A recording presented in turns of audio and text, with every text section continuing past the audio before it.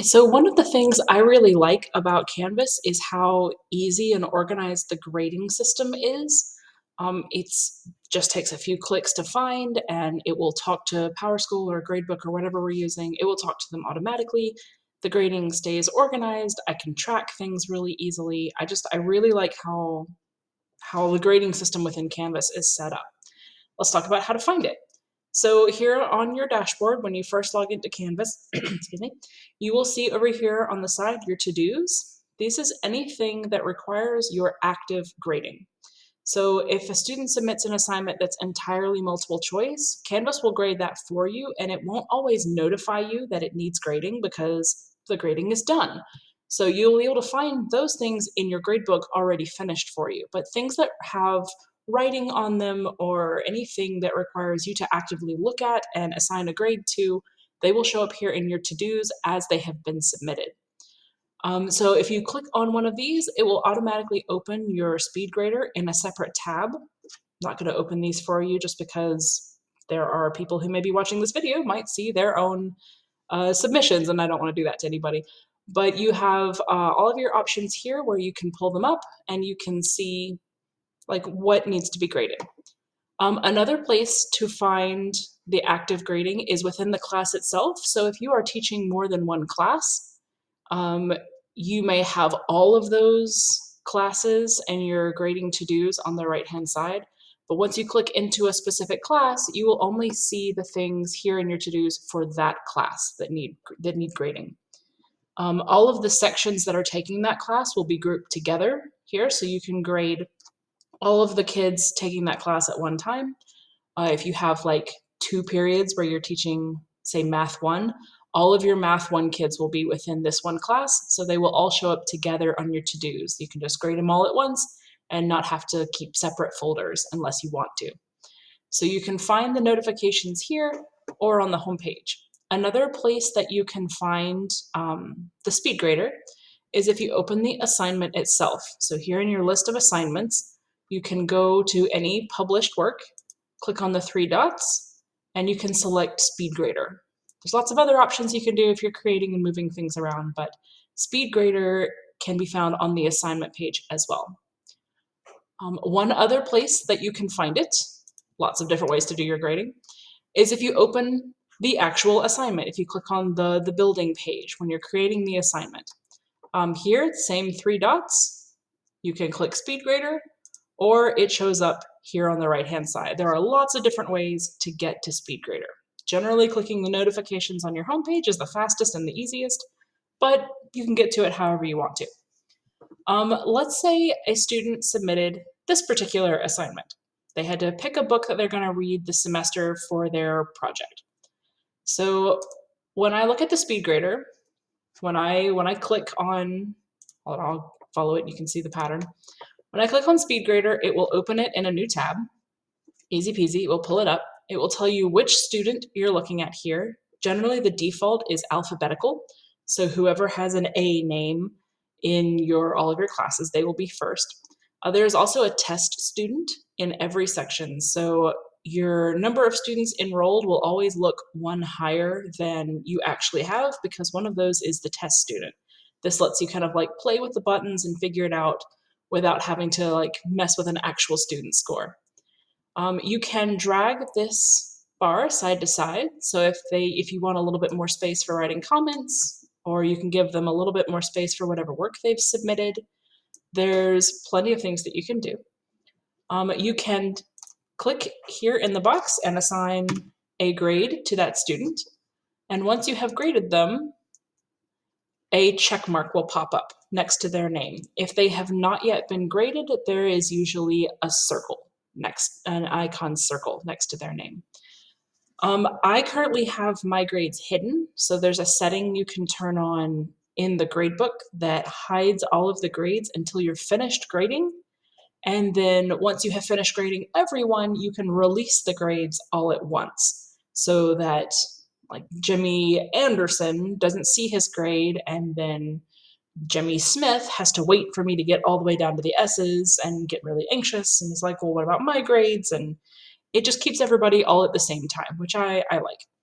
So I have that setting turned on. Yours probably will not be turned on by default. You can go into the grades and change that setting if you want to. When I am finished, that's what this icon is. It means that my grades are hidden. If you're seeing an I, it means that everyone can see their grades.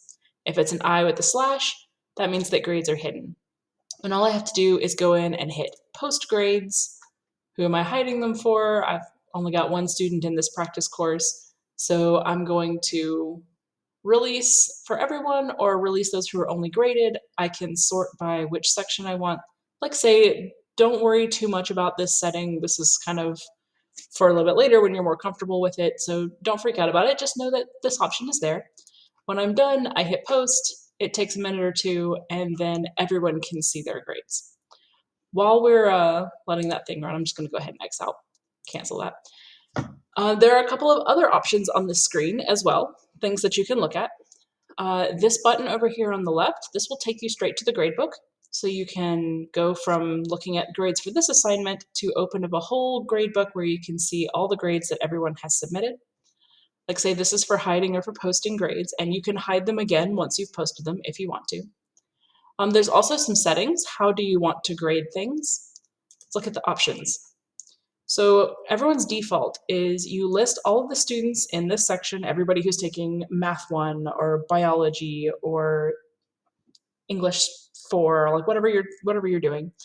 You can sort by student name, last name. This is the default setting for everyone, but you also have a couple of other options, and some of these are new.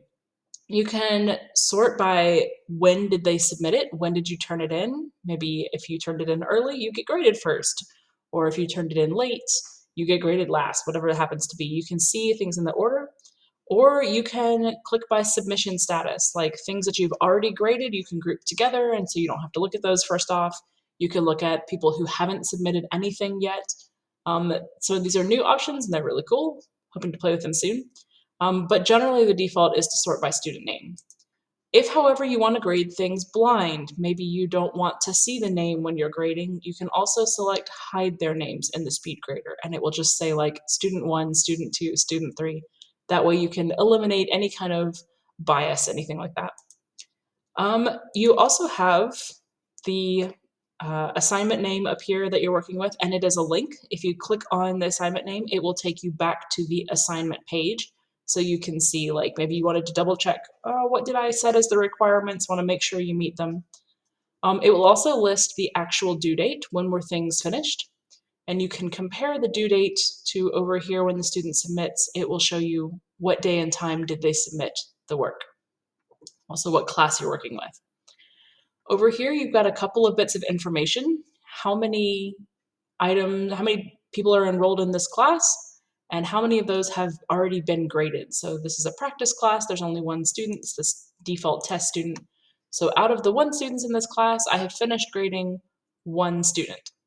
What grade did they make on average? And if I had had a whole list, which student in the list am I on right now? I don't tend to grade things in order. I skip around. That's just kind of how my brain works.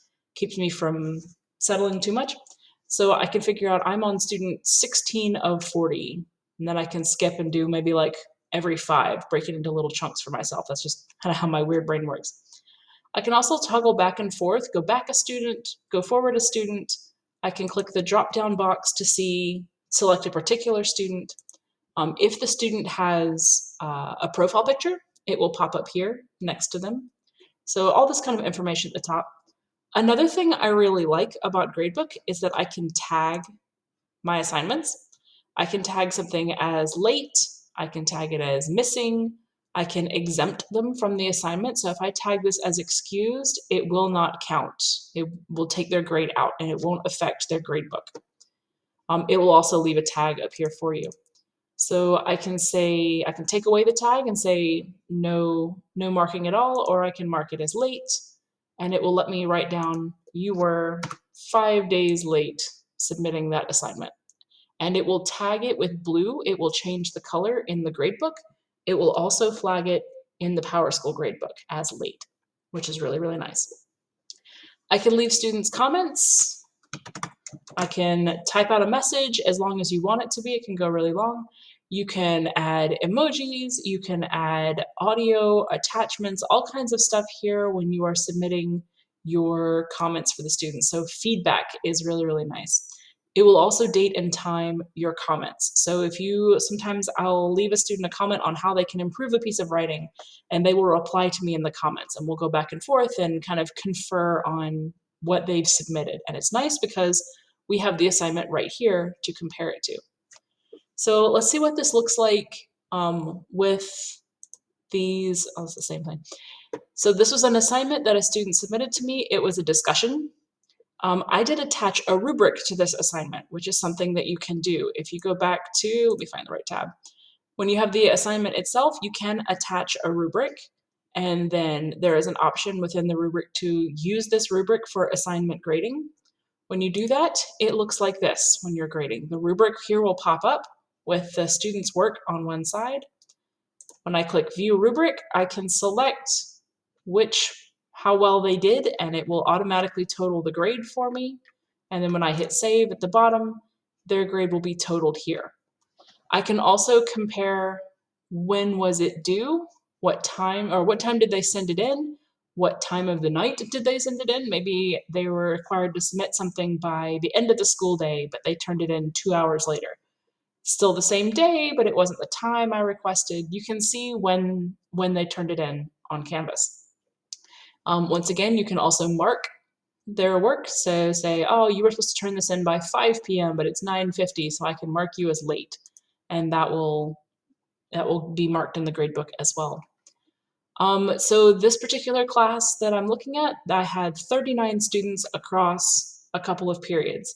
So I can see right now I have graded 38 out of those 39 students. I think that last one is that default test student. I hadn't graded them yet. I can see the average grades of all those students. And currently, right now, Hayden, he is the second out of those 39. So if I go to my list of all my students, I've got, he's the second one down. The only one I haven't graded yet is the test student. That's the default, and it's in gray because it hasn't been graded yet. So I can click there and see, what did they submit? This is the default person. They didn't submit anything. So student does not have a submission. It's blank for them. Excuse me.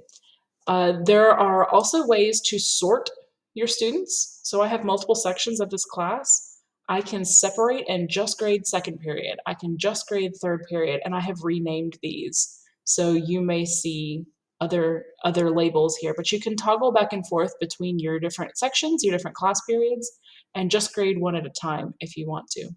It's very customizable, it's very quick, it's very easy. Then when you go to the gradebook later, there's an option to sync your grades, and if you have it all set up, you can send these grades directly to the PowerSchool gradebook, and you won't have to retype everything over and over and over again. It's very quick, it's very organized. I really like the way it works.